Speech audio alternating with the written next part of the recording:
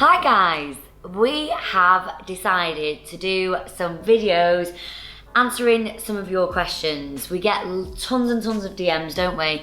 Asking us about careers, asking us about uni, asking us about what to do next. These are videos to help you out. So we want to know what's on your mind, questions that you've got, and hopefully we'll be able to cover them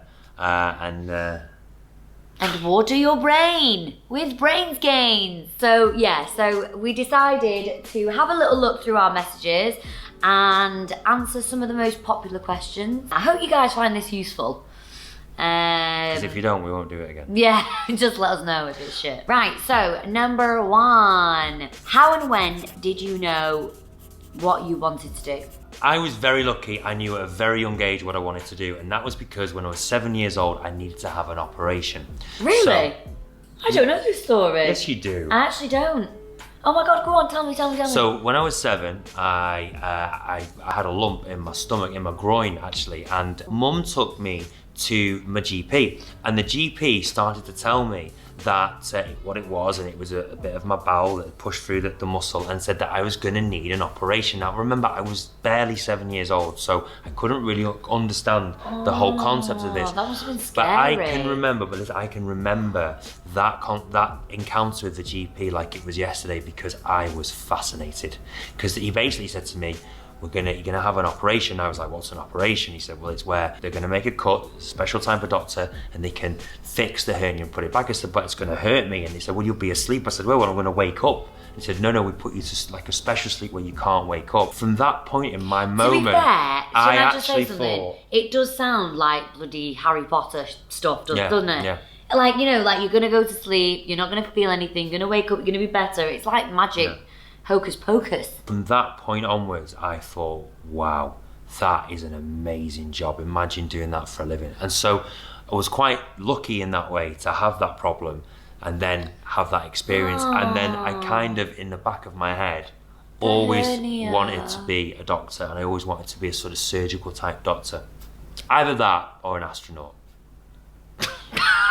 So that's it, kids. If you've got a hernia, then so you yeah, never know. So yeah, if you want to do medicine, basically, you need an operation. If you're ill, then no. We're joking. What? Yeah, but that's an amazing story, to be fair, and that's actually. And that's the truth. That's a really cute story, and I can't believe I didn't know that. I know. Mental. Well, mine, I did. To be honest with you, at school, I was not very good and not very academic, to be honest. Like, I wasn't good at science, I wasn't good at maths, I wasn't good at any of those subjects, physics. I was always good at drama. Surprise. Yeah. And then when I was thinking about what to do, I decided I was going to do work experience, and I did loads of work experience. Work experience is so important. I did loads. So important. Yeah, I did it in a solicitor's, I did it in a journalist, I did it at a hospital, I did it at dental practice, I did it at veterinary. I did loads of work experience. I then went at one of our local dentists that I went to, this guy, you know, he was so cool. He had like an amazing like practice. There's not many cool dentists either. No, there's not. And he had such a nice relationship with his patients. Like, he was into cosmetic dentistry, so he showed me all this stuff. He had a lovely car. He had it just all seemed so perfect. And I love talking, as you know. And Hannah loves talking when you can't talk back to her as well, so dentistry. Perfect. You've got your hands in your mouth and they can't talk See, back. whereas my patients can talk back to me. But yeah, anyway, so I then decided, I was like, do you know what? I love this, but I need to get the grades. And when I told my teachers, honest to God, they laughed in my face. I remember locking myself in my room over the summer holidays and not going out. And the more the teachers told me you can't do it, the more it just fueled me. I was like, if you tell me that I can't do something, I'm gonna do it. I think having a goal, like, it doesn't have to be exact. No. But what you need to start to think, this is my opinion, what you need to start to think is, who do I want to be? You've got to start by having a vision. You know, when you start to imagine these things, suddenly, you know, things do fall into place.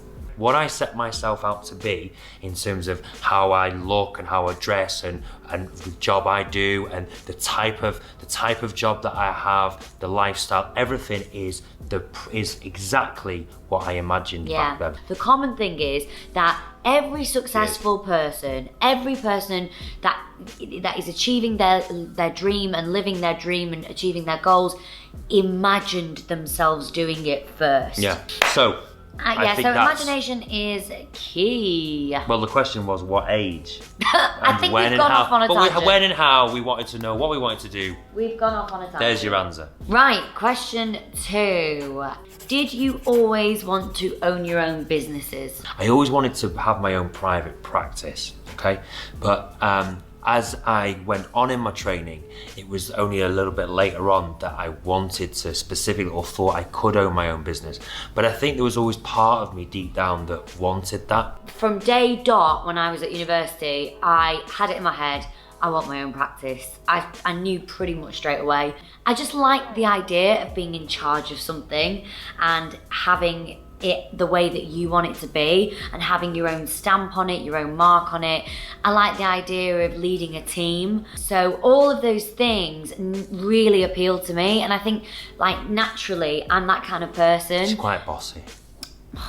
But also, you know, before I was saying about, you know, it's okay if things take a little detour or they take you down a road that you don't expect. And so you've got Hannah, who always really wanted her own business. And then with me, I always wanted my own, maybe sort of to have my own private practice, but not necessarily my business. But then when I went back to do dentistry and went back to university the second time, I ended up with a private practice that kind of grew. So I ended up having a business that I needed to kind of become good at. And can I just say something here, right? I think it's so easy nowadays, especially when you're like scrolling through your social media and you see all these other people, you know, and they're doing so well and they've got really nice stuff and, you know, they're living this amazing life. Seemingly would. And and you look through and you're sort of like, oh, this is so depressing. Like, I want this now.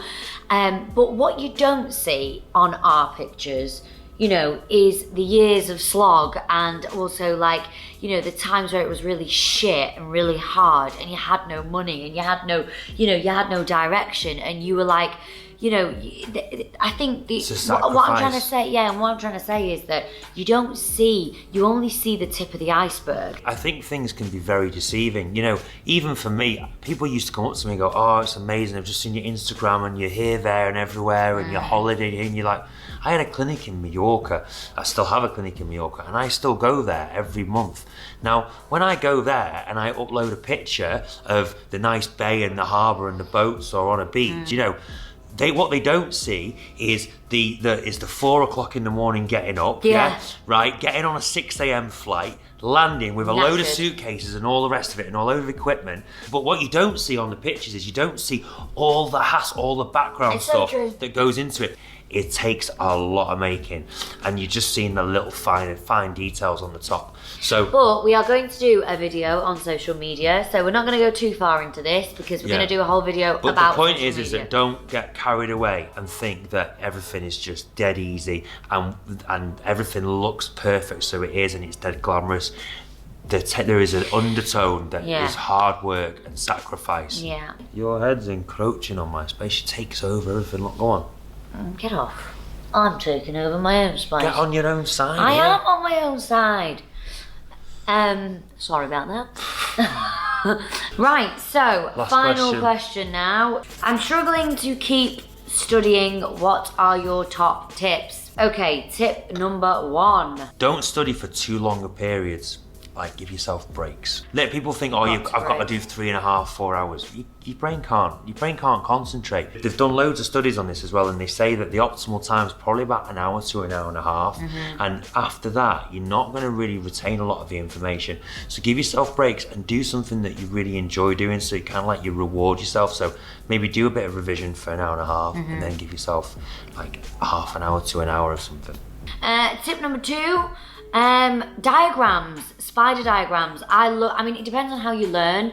I was quite like a visual learner, so I would do spider diagrams. You know, if I was learning like history or even geography or stuff like that, put the title in the middle, big circle around it, and then you can do like things coming off it, different colours, like coloured pens. So I always used to use like, you know, like pink highlighters, green highlighters for all different topics, and then that's sort of like a visual memory as well. So if you're trying to recall information, you think, okay, I don't know, Tudors was in green, or you know, Henry VIII was in pink, you know, so it's actually a really good way to remember things. So diagrams and colours. Tip number 3, like write things down and then write it again and write it again, and every time you write it, boil it down. So you might start off with a page and you're like, oh god, I'm going to remember this. This is a bit like my highlighter thing, isn't it? But you know, so you write it, when you're writing, you also remember more. So notes for me work. Down, that's how I did it. Then all the notes that you've done, your general notes, then condense them into lesser notes, and then you can condense them even further into cards. I used to use those flashcards. So then you've literally got 10 flashcards that you've got to remember for this particular subject. And then put your flashcards down and try and rewrite out your 10 flashcards. And if you can do that, then you know it. I used to actually do things in accents. Biology. It was like Let me guess. The American. nervous system was like in Scottish.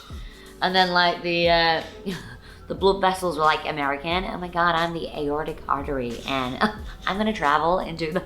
Don't do that. So that's just because I'm weird. Tip number 4. Revise with your friends or in a study group. It's really good. It gives you a really good sense of knowing what other people know as well, so it makes you not feel sometimes. Revising can be really isolated. Sometimes you can feel isolated on your own. Yeah. So it's really good. It's good fun. Get together, and it gives you more confidence. Last tip, number 5. Don't put too much pressure on yourself. It's not easy, and a lot of the times we tend to, you know, really stress ourselves out. We get so consumes you. So much pressure, like, oh god, I've got to get an A, or I'm gonna die, or you know, my mum and dad are gonna be so disappointed, or my friends are all getting A's and I'm shit. You know, it's not the end of the world if you don't get an A or you don't get 100%. You know, there are hundreds of different opportunities out there. It's getting the right balance. It's getting the right balance. is the key word. Balance. And on that note, I think we're done. I know. Hope you've really enjoyed this. I hope it's given you a bit of help. Yeah. Maybe you don't feel like you're on your own as much now. Well, a lot of the things that you're feeling and lots of the questions that you've got, we had them at your age as well. Yeah. So, if you want any advice, or if you want us to do a video on a specific topic, please leave us comments. Let us know. Get in touch. We're going to do another really interesting video, and it's covering like when you feel like you're maybe not good enough to do something. Yeah. All the struggles we had and how we've overcome our struggles on our journey. So guys. Or we're still overcoming them now, some of them. Yeah, marriage. Me especially. Marriage tips. That is hard work. If anyone can give me What any do you marriage, mean hard work? if anyone give me any good marriage tips, then Excuse me. Hard work. Have you heard him? You should be bloody lucky you married me. Yeah. Lucky. Very lucky. I am lucky. Very Still lucky. bloody hard work. Right, guys, we will look forward to seeing you on our next video. Bye-bye now. Have a good day. Bye-bye now. Why did I say have a good day? Have a good day. Bye. See you later. See you in 2 weeks.